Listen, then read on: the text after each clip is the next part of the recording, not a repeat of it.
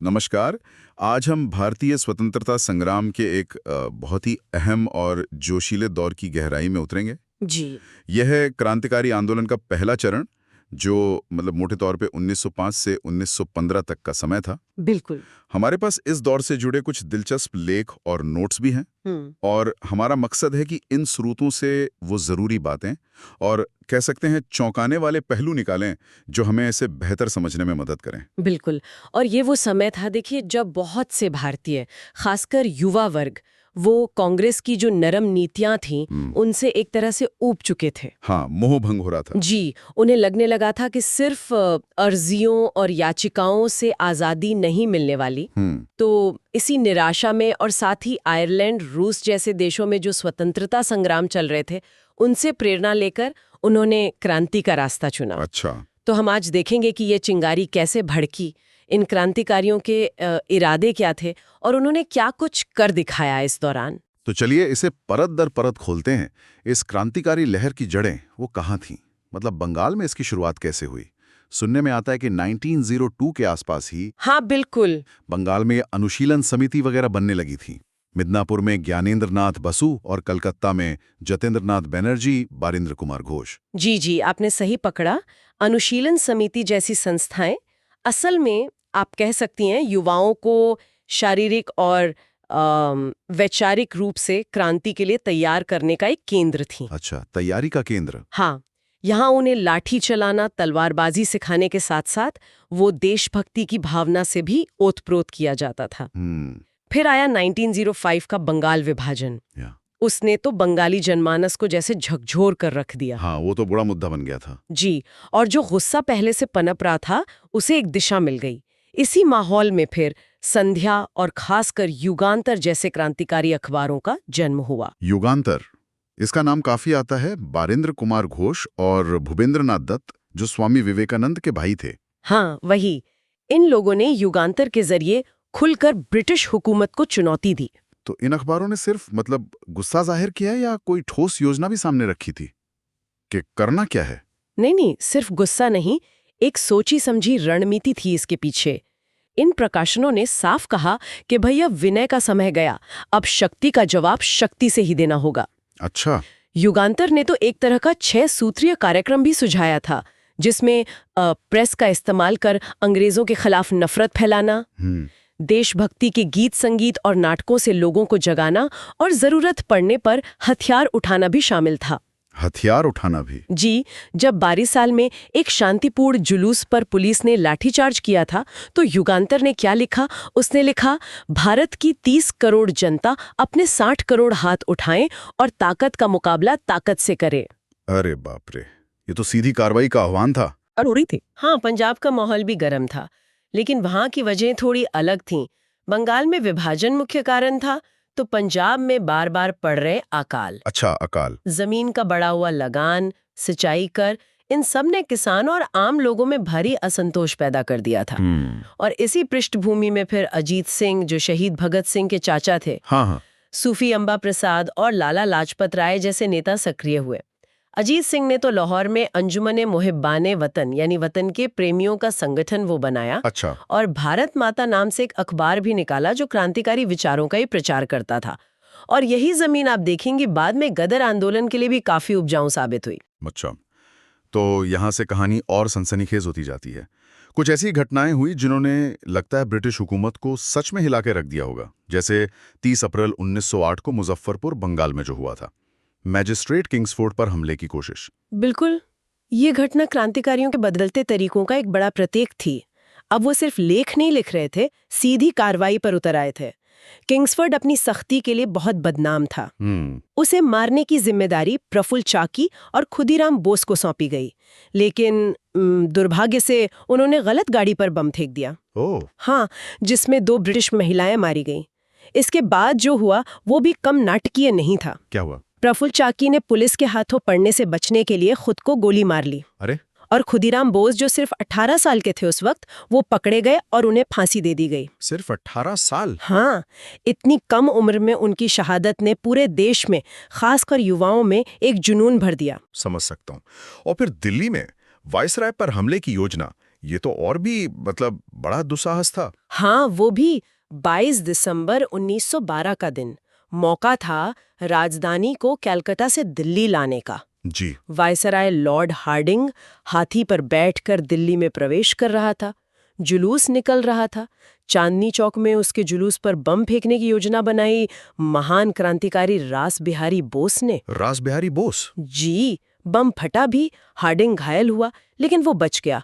रास बिहारी बोस तो कमाल के थे। वो अद्भुत रूप से बच निकले और बाद में जापान चले गए। अच्छा, वो बच निकले? हाँ, लेकिन इस मामले में जिसे दिल्ली षड्यंत्र केस कहा गया, उसमें अमीर चंद, अवध बिहारी, लाला मुकुंद और बसंत कुमार बिस्वास जैसे कई लोग पकड़े गए और उन्हें फांसी दे दी गई। उफ, जाहिर है इन घटनाओं के बाद ब्रिटिश सरकार और सख्त हो गई होगी, दमन बढ़ गया होगा। बिल्कुल बिल्कुल, दमन का चक्र और तेज हो गया। ये भी दिलचस्प है कि ये आग सिर्फ भारत में ही नहीं जल रही थी। मतलब 7 समंदर पार भी भारतीय क्रांतिकारी सक्रिय थे। लंदन के इंडिया हाउस का नाम काफी सुनने में आता है। बिल्कुल सही, ये लड़ाई अब वैश्विक हो चुकी थी। लंदन में 1905 में श्यामजी कृष्ण वर्मा ने इंडिया हाउस की स्थापना की। ये सिर्फ एक कह लीजिए हॉस्टल नहीं था, हाँ। बल्कि ये ब्रिटेन में भारतीय क्रांतिकारियों का एक तरह से गढ़ बन गया। गढ़ बन गया था। जी, विनायक दामोदर सावरकर, लाला हरदयाल, मदन लाल ढींगरा जैसे कितने ही धुरंधर यहीं से जुड़े थे। ढींगरा ने तो 1909 में कर्जन वाइली नाम के एक ब्रिटिश अफसर की लंदन में ही हत्या कर दी थी। अरे। हाँ, इंडिया हाउस का मकसद था भारत के लिए स्वराज हासिल करना, और वो लोग द इंडियन सोशियोलॉजिस्ट नाम की एक पत्रिका भी निकालते थे जो क्रांतिकारी विचारों का प्रचार करती थी। और एक और नाम आता है मैडम भीकाजी कामा का, जिन्होंने विदेश में भारत का झंडा फहराया था। ये कब और कहाँ हुआ था? हाँ, ये एक और बहुत ही महत्वपूर्ण घटना है। मैडम भीकाजी कामा, जिन्हें भारतीय क्रांतिकारियों की माँ भी कहा जाता है, अच्छा। वो पेरिस से अपनी गतिविधियां चला रही थीं। 18 अगस्त 1907 को उन्होंने जर्मनी के स्टुटगार्ट शहर में, वहाँ एक अंतर्राष्ट्रीय समाजवादी कांग्रेस हो रही थी, उसमें हिस्सा लिया। वहाँ उन्होंने एक जबरदस्त भाषण दिया और भारत का पहला तिरंगा, मतलब जैसा उस समय डिजाइन किया गया था, वो फहराया। वाह, जर्मनी में? जी, जर्मनी में। और ये पहली बार था जब किसी अंतर्राष्ट्रीय मंच पर भारत का झंडा फहराया गया था। ये दुनिया को बताने का एक तरीका था कि भाई भारत अपनी आजादी के लिए लड़ रहा है। कमाल है। तो एक तरफ ये क्रांतिकारी थे जो अपनी जान पर खेलकर लड़ रहे थे, वहीं दूसरी तरफ भारत की जो मुख्य धारा की राजनीति थी उसमें भी बड़े उलटफेर हो रहे थे। 1906 में मुस्लिम लीग का गठन हुआ। ये कैसे हुआ और इसके पीछे क्या सोच थी? हाँ, ये भारतीय राजनीति का एक अहम मोड़ था। इसकी जड़ें भी आप देखेंगे तो कुछ हद तक बंगाल विभाजन और अंग्रेजों की जो फूट डालो और राज करो की नीति थी। हाँ, वो तो थी ही। उसी में थी। अक्टूबर 1906 में आगा खान के नेतृत्व में कुछ प्रमुख मुसलमानों का एक प्रतिनिधि मंडल वायसराय लॉर्ड मिंटो से शिमला में मिला। अच्छा, शिमला में? जी, उन्होंने मुसलमानों के लिए अलग राजनीतिक अधिकारों और प्रतिनिधित्व की मांग रखी। अब अंग्रेजों को तो मानो मुंह मांगी मुराद मिल गई। हाँ, उनको तो मौका चाहिए था। बिल्कुल। इसके फौरन बाद 30 दिसंबर 1906 को ढाका में नवाब सलीमुल्लाह खान की अध्यक्षता में ऑल इंडिया मुस्लिम लीग की स्थापना हो गई। अच्छा। शुरू में इसका मुख्य उद्देश्य था मुसलमानों के हितों की रक्षा करना और हाँ, ब्रिटिश सरकार के प्रति वफादारी दिखाना। ब्रिटिश सरकार के प्रति वफादारी, ये दिलचस्प है। जी, शुरुआती दौर में ऐसा ही था। और इसी दौर में कांग्रेस, जो आज़ादी की लड़ाई का सबसे बड़ा मंच मानी जाती थी, वो भी अंदरूनी कलह का शिकार हो गई। 1907 का सूरत अधिवेशन बड़ा मशहूर है। जी। क्या हुआ था वहाँ? कि कांग्रेस 2 हिस्सों में बट गई। हाँ। सूरत स्प्लिट। कांग्रेस के अंदर नरम दल और गरम दल के बीच मतभेद काफी समय से, मतलब 1905-06 से ही पनप रहे थे। अच्छा, पहले से थे? जी, खासकर बंगाल विभाजन के बाद जो स्वदेशी और बहिष्कार आंदोलन चला, उसको पूरे देश में कैसे फैलाया जाए, इस तरीके को लेकर उनमें ठन गई थी। गरम दल वाले यानी लाला लाजपत राय, बाल गंगाधर तिलक और बिपिन चंद्र पाल, लाल बाल पाल जिन्हें कहते हैं, हाँ, लाल बाल पाल, उनका मानना था कि अब अंग्रेजों से सीधी टक्कर लेनी होगी, विनय का समय गया। और नरम दल वाले? वहीं नरम दल वाले जैसे गोपाल कृष्ण गोखले, फिरोज शाह मेहता, सुरेंद्रनाथ बैनर्जी, वो अब भी संवैधानिक दायरे में रहकर ही सुधार चाहते थे। तो टकराव तो होना ही था। बिल्कुल। 1907 में सूरत में ताप्ती नदी के किनारे कांग्रेस का अधिवेशन हुआ। अध्यक्ष पद को लेकर झगड़ा बढ़ गया। गरम दल चाहता था लाला लाजपत राय अध्यक्ष बने, नरम दल रास बिहारी घोष के पक्ष में था। अच्छा, रास बिहारी घोष। जी। माहौल इतना बिगड़ा कि कहते हैं मारपीट तक की नौबत आ गई थी और आखिरकार कांग्रेस दो फाड़ हो गई। रास बिहारी घोष अध्यक्ष बने और गरम दल वाले नेता तिलक वगैरह वो कांग्रेस से बाहर हो गए या निकाल दिए गए। तो इसका मतलब तो ये हुआ कि राष्ट्रीय आंदोलन एक तरह से कमजोर पड़ गया होगा उस वक्त। हाँ, कुछ हद तक। ब्रिटिश सरकार ने इस फूट का फायदा कैसे उठाया फिर? यहीं पे शायद वो मॉडल सुधारों का जिक्र आता है ना। बिल्कुल। अंग्रेजों के लिए तो ये सुनहरा मौका था।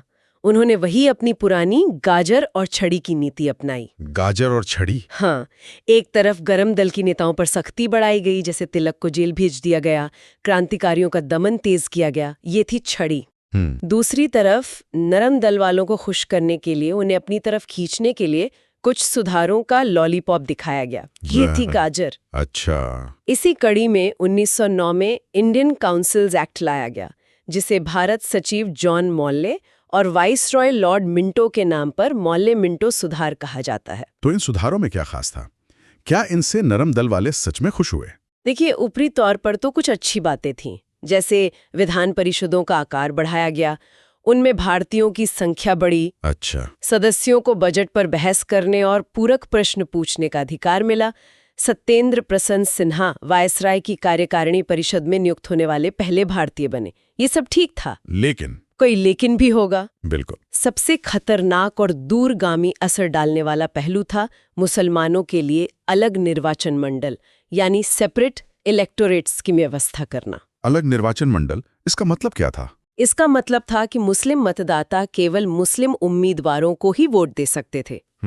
इसने भारत में सांप्रदायिक राजनीति की नींव डाल दी। ओहो, ये तो बहुत गंभीर बात थी। हाँ, खुद वायसरॉय मिंटो ने भारत सचिव मॉर्ले को लिखा था कि हम नाग के दांत बोरे हैं, जिसका फल बहुत कड़वा होगा। हाँ, उन्होंने खुद ये माना। जी। और जहां तक नरमपंथियों के खुश होने की बात है, तो ये सुधार उन्हें भी पूरी तरह संतुष्ट नहीं कर पाए। स्वशासन की मांग तो जारी ही रही। और जिस बंगाल विभाजन ने इतना सब बवाल खड़ा किया था, उसका क्या हुआ अंत में? हाँ, वो भी एक बड़ा घटनाक्रम था। आखिरकार बढ़ते विरोध और क्रांतिकारी गतिविधियों के दबाव में अंग्रेजों को झुकना पड़ा। अच्छा, झुके वो? जी। 1911 में जब ब्रिटेन के राजा जॉर्ज पंचम और रानी मैरी भारत आए, तो दिल्ली में एक भव्य दरबार लगा। हाँ, दिल्ली दरबार। उसी मौके पर बंगाल विभाजन को रद्द करने का ऐलान किया गया। पूर्वी और पश्चिमी बंगाल को फिर से एक कर दिया गया। चलो, ये तो अच्छा हुआ। हाँ, लेकिन बिहार और उड़ीसा को बंगाल से अलग करके नए प्रांत बना दिए गए। और एक और बड़ा फैसला इसी दरबार में हुआ, भारत की राजधानी को कलकत्ता से दिल्ली लाने की घोषणा। हाँ, ये भी 1911 में ही हुआ था। चलिए, अब कहानी के एक और रोमांचक मोड़ पर आते हैं, गदर आंदोलन। इसका नाम ही काफी जोशीला लगता है। इसका केंद्र तो भारत से बाहर था, जहां तक मुझे पता है। हाँ, बिल्कुल। गदर आंदोलन की कहानी मुख्यतः विदेशों में बसे भारतीयों, खासकर अमेरिका और कनाडा में रहने वाले पंजाबियों के इर्द गिर्द घूमती है। अच्छा, पंजाबी। हाँ, ये वो लोग थे जो रोजगार के लिए परदेश गए थे, लेकिन अपने वतन की गुलामी का दर्द उन्हें बहुत कचोटता था। 1 नवंबर 1913 को लाला हरदयाल ने अमेरिका के सैन फ्रांसिस्को शहर में गदर पार्टी की स्थापना की। लाला हरदयाल? जी। इसका मुख्यालय युगांतर आश्रम। देखिए, नाम पर ध्यान दीजिए, बंगाल के युगांतर से प्रेरणा साफ है। हाँ, बिल्कुल। युगांतर आश्रम सैन फ्रांसिस्को में था और इनका मकसद एक ही था, सशस्त्र क्रांति के जरिए भारत को अंग्रेजी राज से आजाद कराना। और इन्होंने गदर नाम का अखबार भी निकाला था, शायद इसीलिए से गदर आंदोलन कहते हैं। इस अखबार की क्या खासियत थी? बिल्कुल। 1857 का जो हमारा पहला स्वतंत्रता संग्राम था, जिसे अंग्रेज गदर कहते थे, उसी की याद में इन्होंने गदर नाम का साप्ताहिक अखबार शुरू किया। अच्छा, 1857 की याद में? जी। और ये सिर्फ एक भाषा में नहीं, बल्कि उर्दू, पंजाबी, मराठी, हिंदी, गुजराती, अंग्रेजी समेत कई भाषाओं में छपता था ताकि ज्यादा से ज्यादा भारतीयों तक पहुंच सके। कई भाषाओं में? हाँ, इसका पहला अंक 1 नवंबर 1913 को उर्दू में निकला था और इसकी हेडिंग ही होती थी अंग्रेजी राज का दुश्मन। वाह। हर अंक में अंग्रेजी राज का कच्चा चिट्ठा छपता था जिसमें अंग्रेजों के जुल्मों और लूट खसोट का पर्दाफाश किया जाता था। भाषा एकदम सीधी, सरल और जोशीली होती थी जो सीधे दिल पर असर करती थी। परमानंद, सोहन सिंह भकना, करतार सिंह सराभा, रास बिहारी बोस जो जापान पहुंच चुके थे, रामचंद्र बरकतुल्ला जैसे कई बड़े नाम इससे जुड़े थे। और इनका प्लान काफी महत्वाकांक्षी था। विदेशों में बसे भारतीयों को संगठित करना, अंग्रेज अधिकारियों की हत्या करना, अच्छा। विदेशों में जो भारतीय सैनिक तैनात थे उन्हें बगावत के लिए उकसाना। अच्छा, सैनिकों को भी? हाँ, क्योंकि सेना ही तो अंग्रेजी राज की रीढ़ थी। फिर हथियार जमा करना और सही वक्त पर भारत में आकर एक साथ विद्रोह कर देना। जब पहला विश्व युद्ध शुरू हुआ 1914 में तो उन्हें लगा कि यही सही मौका है, क्योंकि अंग्रेज युद्ध में उलझे होंगे। बिल्कुल। कामागाटा मारू प्रकरण भी इसी दौर से जुड़ा हुआ है। वो एक अलग कहानी है। हाँ, वो भी काफी दुखद घटना थी। तो ये सब सुनने में तो बहुत बड़ा प्लान लगता है। क्या ये आंदोलन अपने मकसद में कामयाब हो पाया? देखिए, अगर हम तात्कालिक सफलता की बात करें तो गदर आंदोलन अपने मुख्य लक्ष्य यानी भारत में एक बड़ा विद्रोह खड़ा करने में उसमें कामयाब नहीं हो पाया। क्यों? क्या कमी रह गई? इसके कई कारण थे। संगठन में कुछ कमजोरियां थी, नेतृत्व थोड़ा बिखरा हुआ था, हथियारों की कमी थी और अंग्रेजों को इसकी भनक लग गई थी। उन्होंने पहले ही कई नेताओं को गिरफ्तार कर लिया। लाला हरदयाल को भी अमेरिका छोड़ना पड़ा और वो जर्मनी चले गए जहां उन्होंने इंडियन इंडिपेंडेंस कमेटी बनाई। लेकिन इसका मतलब ये नहीं कि ये आंदोलन बेकार गया। इसका असर बहुत गहरा और दूर तक हुआ। अच्छा, कैसे? पहली बात, इसने दुनिया भर में बसे भारतीयों में देशभक्ति की एक जबरदस्त लहर पैदा की। दूसरी बात, इसने स्वतंत्रता संग्राम को धर्मनिरपेक्षता का एक मजबूत आधार दिया। इसमें हिंदू, सिख, मुसलमान सब कंधे से कंधा मिलाकर लड़े। ये बहुत महत्वपूर्ण बात है। जी।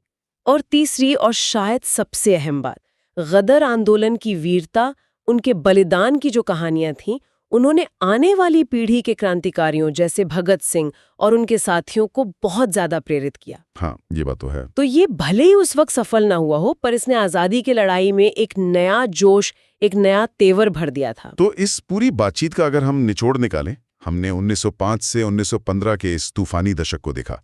एक तरफ कांग्रेस की नरम राजनीति चल रही थी, तो दूसरी तरफ क्रांति की एक मजबूत धारा उभर रही थी। बिल्कुल। जो बंगाल, पंजाब से लेकर लंदन, सैन फ्रांसिस्को तक फैली हुई थी। जी। हमने मुजफ्फरपुर कांड, दिल्ली षड्यंत्र, इंडिया हाउस, गदर आंदोलन जैसी क्रांतिकारी घटनाओं को समझा। जी। और साथ ही मुस्लिम लीग के बनने, कांग्रेस के टूटने और मॉर्ले मिंटो सुधार जैसे बड़े राजनीतिक बदलावों पर भी गौर किया। चरित्र को हमेशा के लिए बदल दिया। कैसे? इसने ये दिखाया कि आज़ादी सिर्फ मांगी नहीं जाएगी, बल्कि इसके लिए लड़ा भी जाएगा, बलिदान भी दिया जाएगा। इसने नरमपंथी राजनीति की जो सीमाएं थीं, उन्हें उजागर किया और संघर्ष के नए रास्ते खोले।